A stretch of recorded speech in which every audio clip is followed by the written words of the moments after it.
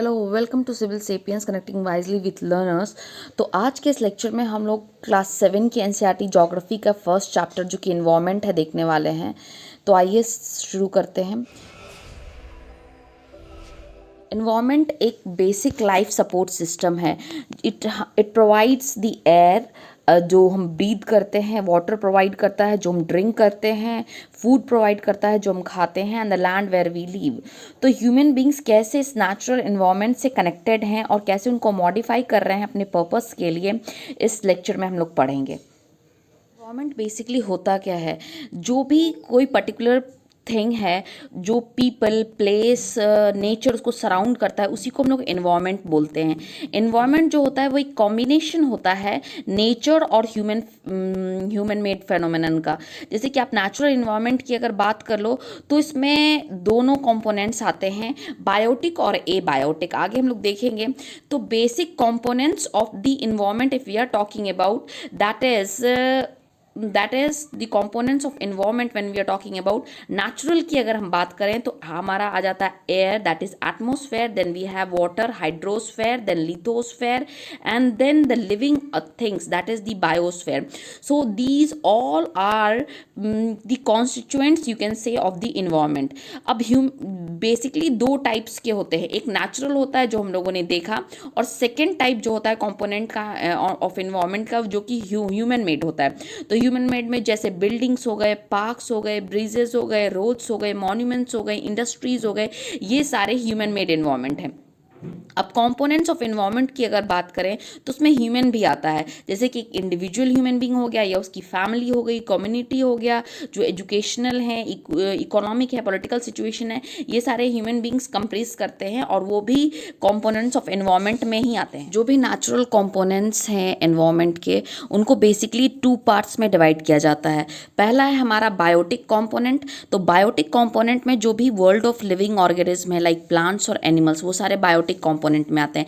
Next आ जाता है हमारा एबायोटिक कंपोनेंट। तो एबायोटिक कंपोनेंट में जो भी world of non living elements हैं, लाइक लैंड, माउंटेन्स, रिवर्स, ये सारे आ जाते हैं एबायोटिक कंपोनेंट में। नेक्स्ट है हमारा कि नेचुरल एनवायरनमेंट में क्या क्या आता है, आगे हम लोग देखेंगे।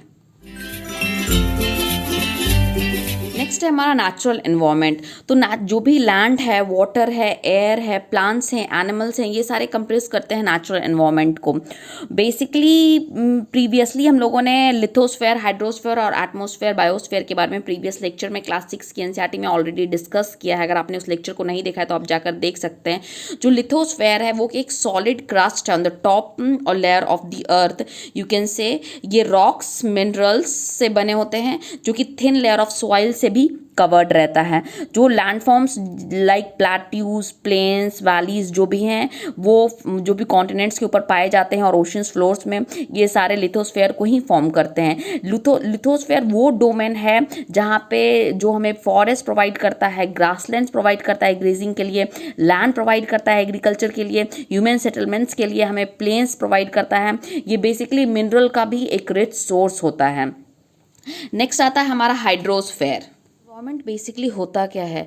जो भी कोई पर्टिकुलर थिंग है, जो पीपल, प्लेस, नेचर उसको सराउंड करता है, उसी को हम लोग इन्वायरमेंट बोलते हैं। इन्वायरमेंट जो होता है वो एक कॉम्बिनेशन होता है नेचर और ह्यूमन मेड फेनोमेनन का। जैसे कि आप नेचुरल इन्वायरमेंट की अगर बात कर लो तो इसमें दोनों कंपोनेंट्स आते हैं, बायोटिक और ए बायोटिक। आगे हम लोग देखेंगे।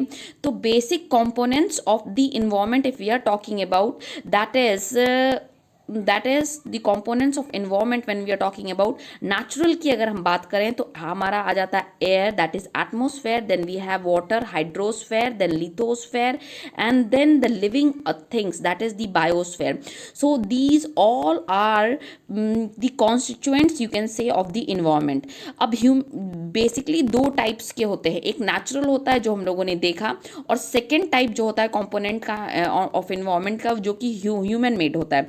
तो ह्यूमन मेड में जैसे बिल्डिंग्स हो गए, पार्क्स हो गए, ब्रिजेस। तो ये इकोसिस्टम बेसिकली है क्या?